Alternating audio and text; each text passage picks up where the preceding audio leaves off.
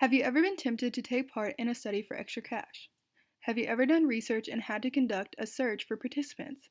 Have you ever suggested to someone in your care that they participate in research? If you said yes to any of these questions, did those individuals offer their informed consent?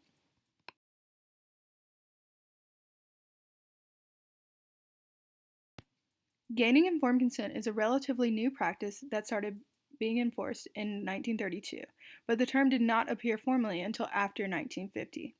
Atrocities committed by people following eugenic practices leading to racist wartime genocide led to regulations such as the Nuremberg Code, the Declaration of Helsinki, and the Belmont Report, which all required informed consent.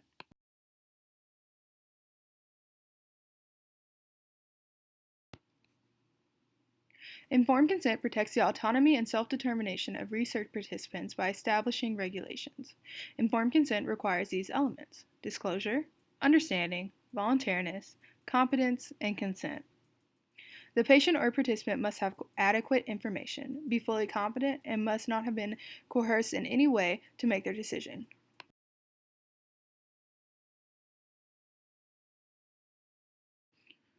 When considering informed consent, we must focus on an at-risk population whose decision-making abilities in this area may deem them more vulnerable. Groups such as people with disabilities, prisoners, students, people observing cultural traditions you may not understand. Please consider the dangers of these groups possibly being coerced into participating in studies against their best interests.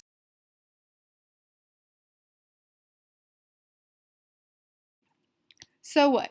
If you are considering taking part in a study, selecting research participants for your study, or are an advocate for someone being asked to participate in a treatment or study, ask yourself, am I getting all the info? Are the expectations written in a clear and concise way? Would a person with an intellectual disability be able to understand this contract? Are there alternatives to consent provided? Is evidence of informed consent in writing? Are there any risk in agreeing to participate?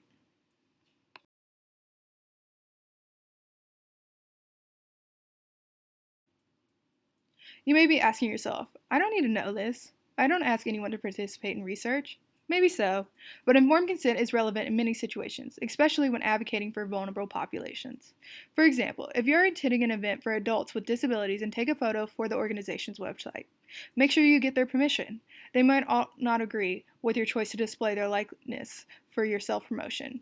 This is an issue of privacy, but also one of self-determination.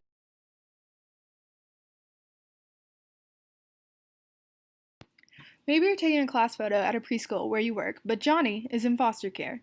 You're required to ask for informed consent from all parents to take the photo.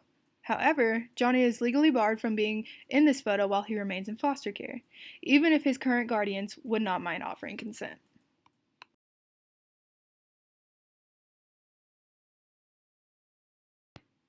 Do yourself and your future clients a favor. Know the rules and regulations of informed consent. It protects you and the people who need protecting the most.